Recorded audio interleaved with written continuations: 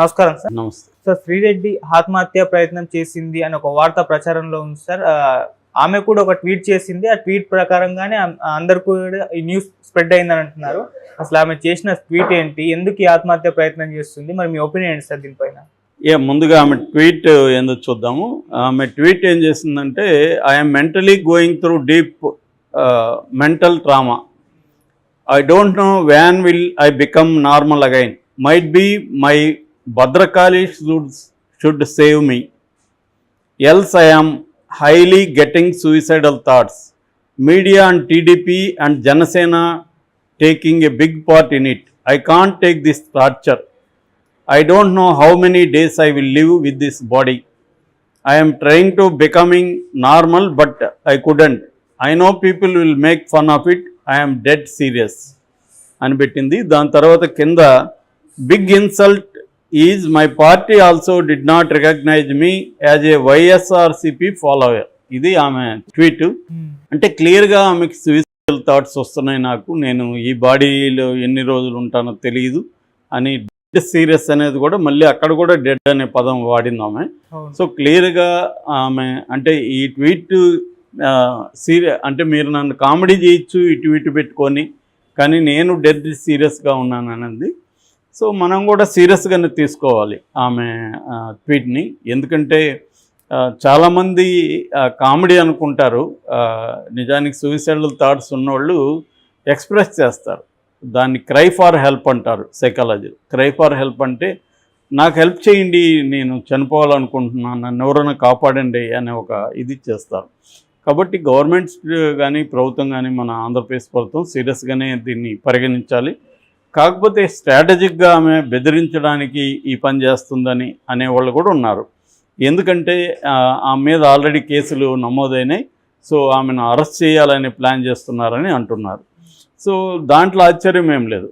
ఎందుకంటే వైసీపీ నుంచి తెలుగుదేశం వాళ్ళని, జనసేన వాళ్ళని చాలా నీచంగా మాట్లాడే వాళ్ళల్లో శ్రీరెడ్డి ఒకరు, దాంట్లో డౌట్ ఏమి లేదు.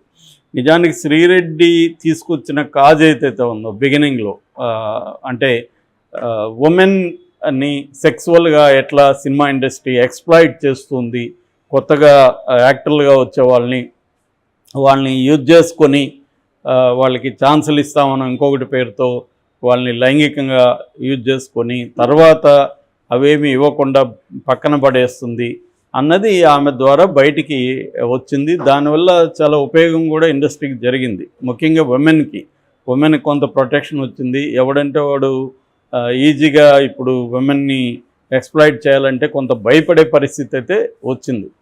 సో ఆ మేరకి ఖచ్చితంగా ఆమె కాంట్రిబ్యూషన్ ఉంది.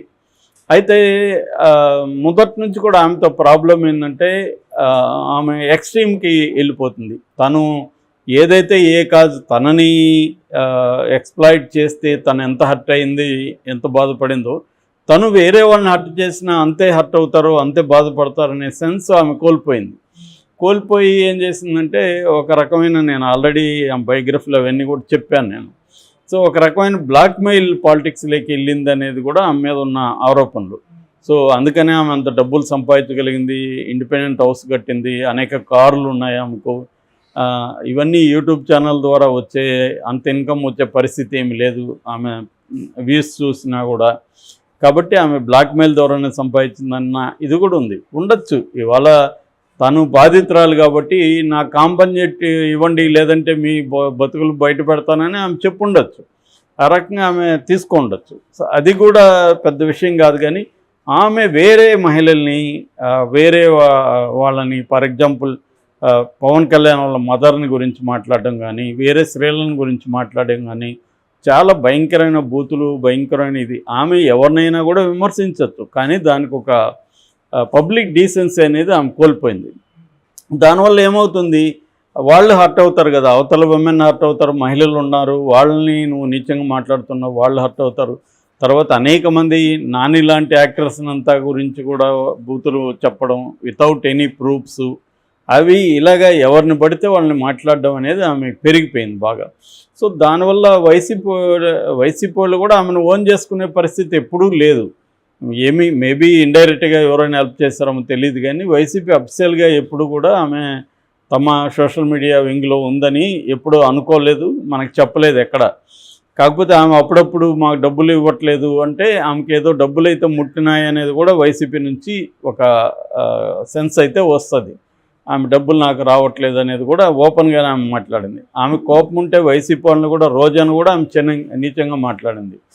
సో ఇలాగా తనాపర అనే భేదం కూడా లేకుండా మాట్లాడినప్పుడు ఇప్పుడు ఆమెకు వేడి మొదలైంది. చాలామంది ఇదే అనుకున్నారు, ఏంటి శ్రీరెడ్డికి ఎంత ధైర్యం ఏంటి అంటే ఆమె దగ్గరే కోల్పోవడానికి ఏమీ లేదని కొంతమంది అంటే అప్పుడు కూడా అన్నారు, మరి ఆమెని రేపు జైల్లో పెడితే ఏం చేస్తుంది, లేకపోతే ఆమె ప్రాణాలకు ప్రమాదం కదా ఇలా మాట్లాడితే అన్నవాళ్ళు కూడా ఉన్నారు. అంత ఎక్స్ట్రీమ్కి వెళ్ళి ఈమె వేరే వాళ్ళని విమర్శించింది.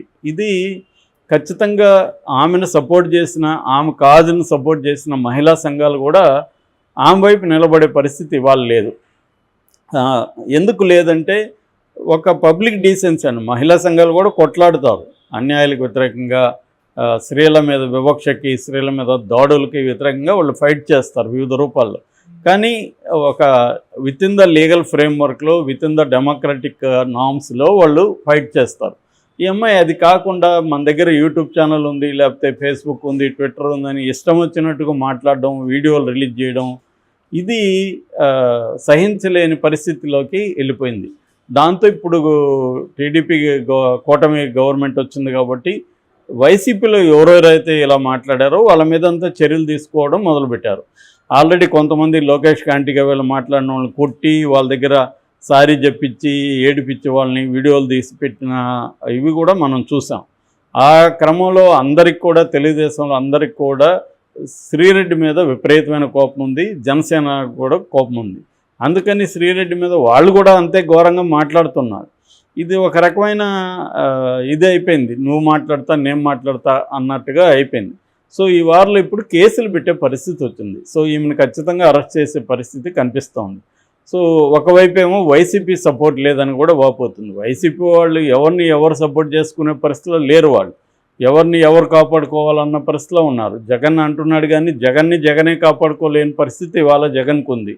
ఎందుకంటే జగన్ మీద కేసులు పెడుతున్నారు. 10 రోజులైంది జగన్ అపాయింట్మెంట్లు అడిగి, మోడీది అండ్ అమిత్ షాది, వాళ్ళు ఇప్పటివరకు ఏం అనుకోలేదు. కాబట్టి జగన్కి అనివార్యంగా కూటమిలోకి పోవాల్సిన అవసరం ఉంది. కూటమిలోకి పోయినా ఆయన్ని జైల్లో వేస్తారు. కూటమి ఏం చేస్తుంది అంటే ఖండిస్తుంది. సో చంద్రబాబు అరెస్ట్ అప్పుడు కూడా కూటమి నాయకులు ఖండించాడు. ఏం జరిగింది జగన్కి కూడా తెలుసు. సో జగన్ ఇప్పుడు తను కాపాడుకునే పరిస్థితిలో ఉన్నాడు. వైసీపీలో నాయకులు తమను తాము కాపాడుకునే పరిస్థితిలో ఉన్నప్పుడు ఈమెను ఎవరు కాపాడతారు? పైగా ఈమె ఎప్పుడు యాక్టివ్గా వైసీపీ మెంబర్ కానీ ఏమని క్లెయిమ్ ఎప్పుడు లేదు.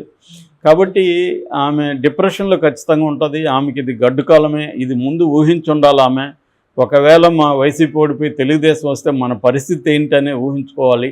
ఇది ఆమె ఒక ఎగ్జాంపుల్ చాలామందికి, అంటే ఒక బ్యాడ్ ఎగ్జాంపుల్, నెగిటివ్ ఎగ్జాంపుల్. అంటే ఎలా ఉండకూడదో మనం ఈమెను చూసి నేర్చుకోవాలి. ఇప్పుడు నేను కోరుకునేది ఏంటంటే సూసైడల్ దీనికి వెళ్ళొద్దని నేను కోరుకున్నాను. ఎందుకంటే ఈ ఫేజ్ అనేది ఎక్కువ రోజులు ఏమి ఉండదు. ఖచ్చితంగా ఆమె మీద కేసులు పెడితే ఎదుర్కోవాలి, లీగల్గా ఎదుర్కోవాలి. దాన్ని ఖచ్చితంగా లీగల్గా ఎదుర్కోవడం. జైలుకి ఒకవేళ వెళ్ళినా, ఈ జైలు అంటే బయట భయపడేంత ఘోరంగా ఏమో జైల్స్ ఉండవు. సో కొంత మేనేజ్ చేసుకోగలిగితే జైల్లో కూడా కొద్ది రోజులు ఉండొచ్చు. అంత మాత్రం అది కూడా ఒక ఎక్స్పీరియన్సే. ఎందుకంటే నేను 8 months ఉన్నాను కాబట్టి నేను చెప్తున్నాను. సో అందువల్ల మనకేందంటే చాలా ఇష్యూస్ దాన్ని ఫేస్ చేయకముందు చాలా భయంకరంగా కనబడతాయి. ఒకసారి దాన్ని ఫేస్ చేసేసామంటే ఇంతేనా అనిపిస్తుంది. కాబట్టి ఈ ఫేజ్ ఆమెకి డిఫికల్ట్గా ఉంటుంది ఖచ్చితంగా. దీన్ని ఫేస్ చేస్తే ఆమె ఊహించని వైపు నుంచి కూడా ఆమెకు మద్దతు దొరికే అవకాశం ఉంది. సో ఈ ట్వీట్ ఖచ్చితంగా సీరియస్ తీసుకొని ఆమెకి కౌన్సిలింగ్ కూడా అవసరం. అంత మాత్రాన ఆమె చేసిన తప్పులు క్షమించమని నేను చెప్పట్లేదు. ఖచ్చితంగా లీగల్గా చర్యలు అయితే తీసుకోవాలి ఎవరి మీదైనా కూడా. సో అంత ఇదిగా మాట్లాడే, వ్యక్తిగతంగా దాడులు చేయకూడదు అనేది ఒక గుణపాఠంగా నేర్చుకోవాలి. రాజకీయంగా ఎన్నైనా మాట్లాడచ్చు, మనం విభేదించవచ్చు, ఎవరితో అయినా వాళ్ళని విమర్శించవచ్చు తప్ప వ్యక్తిగతంగా వాళ్ళని బిలో ద బెల్ట్ వెళ్ళి వాళ్ళని మాట్లాడడం, వాళ్ళ స్త్రీలను మాట్లాడడం, ఇటువంటివన్నీ కనీసం ఇప్పటికైనా ఆమె ఇది పెట్టాలి. దీనికంటే కూడా ఆమె నేను గతంలో ఇలా చేసిన తప్పు అని కానీ ఓపెన్గా ప్రకటించి నేను ఇక మీదట క్లీన్ పాలిటిక్స్ చేస్తాను అని ఆమె ప్రకటిస్తే అది మంచిది. ఇది ఏంటంటే ఇది ఖచ్చితంగా ఆమెను ఎగతాళి చేస్తారు. ఇప్పుడు గుర్తొచ్చిందా నీకు, నువ్వు చస్తే ఎవడు పట్టించుకుంటాడు, ఇట్లాంటి కామెంట్లు ఆల్రెడీ మొదలైనాయి. అది కరెక్ట్ కాదు. ఆమె ధైర్యంగా ఫేస్ చేయాలి. చాలా ఇష్యూస్ని ఆమె ఆల్రెడీ ఫేస్ చేసింది. దీన్ని కూడా ధైర్యంగా ఫేస్ చేస్తే she can win over. But at the same time ఆమె మారాలి కూడా. మారి తన పద్ధతులను మార్చుకుంటే ఖచ్చితంగా సింపతి వస్తుంది ఆమె.